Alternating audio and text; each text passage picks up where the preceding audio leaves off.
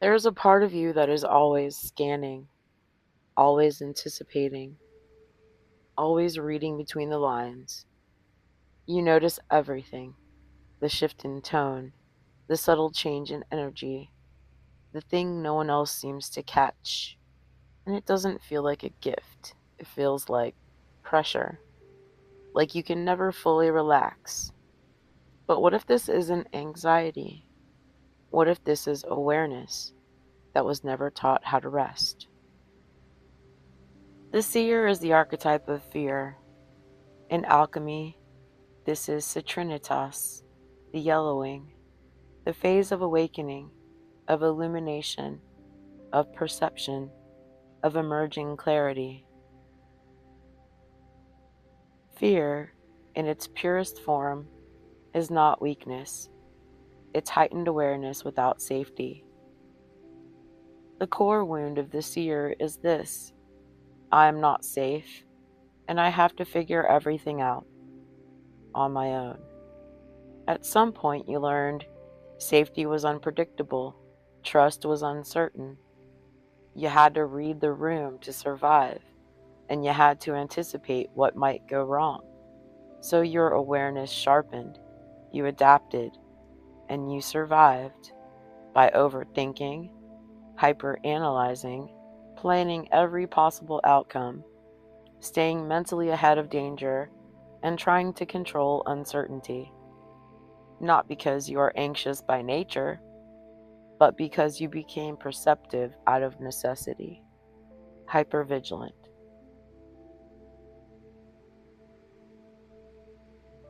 The seer protects themselves by staying mentally vigilant. You may notice things like difficulty relaxing, constant what if thinking, over preparing for situations, struggling to trust people or outcomes, and feeling mentally exhausted from always scanning. This isn't just overthinking, this is unresolved survival intelligence. But when awareness has no place to land, it turns inward, and fear begins to distort. Instead of clarity, you get anxiety, paralysis, indecision, controlling patterns, avoidance. This is the shadow expression, the sentinel. Not because you're broken, but because your awareness has been trapped in protection mode. And beneath it all, there's a quiet fear. If I stop paying attention, something will go terribly wrong. If I trust, I will be caught off guard. So you stay alert, even when nothing is happening.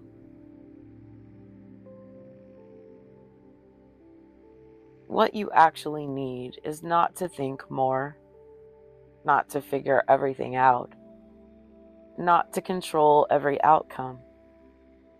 You need to feel safe enough to release control, because fear is not here to trap you.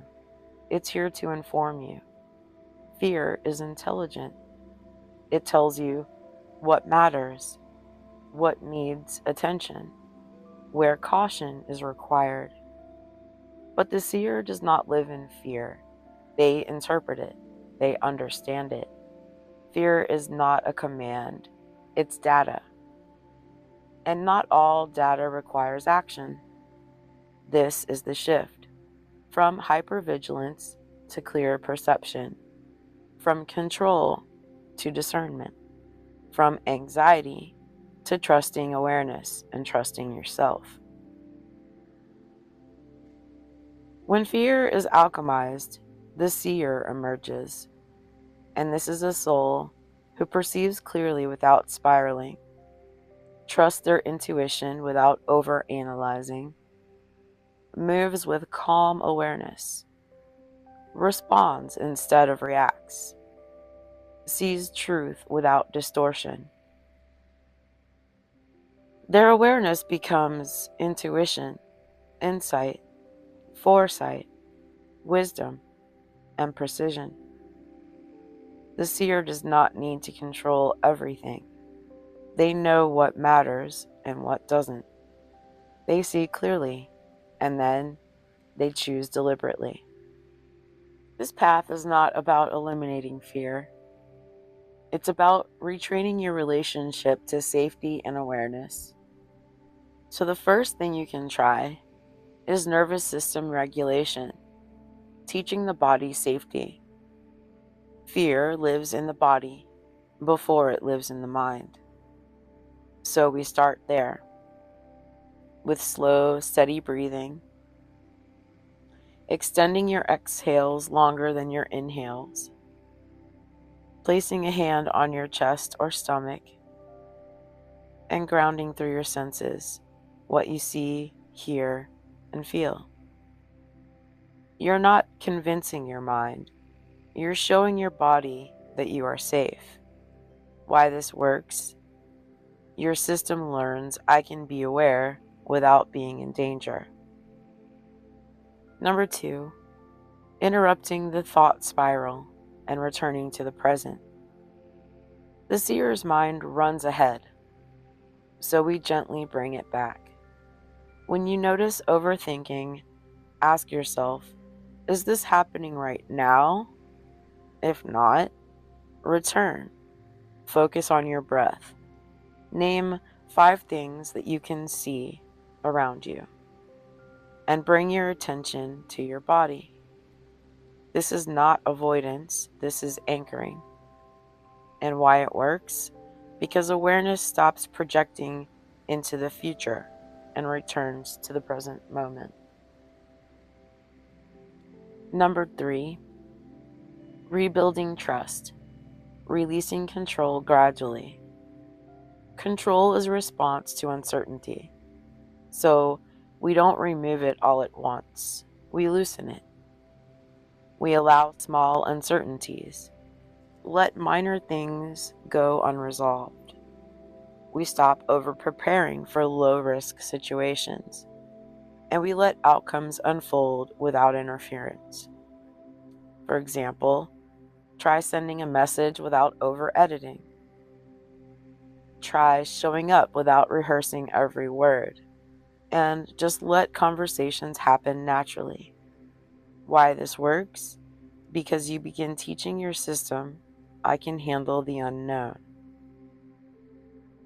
Number 4, discernment over fear, using awareness intentionally. Not all fear is truth. Some is memory, some is projection.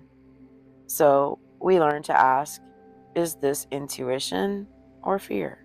Is there real evidence or imagined outcome? What is actually happening versus what I think might happen? Then choose, act if necessary, and release it if not. Why this works? Fear becomes clarity instead of confusion, and you quickly learn to recognize which is which.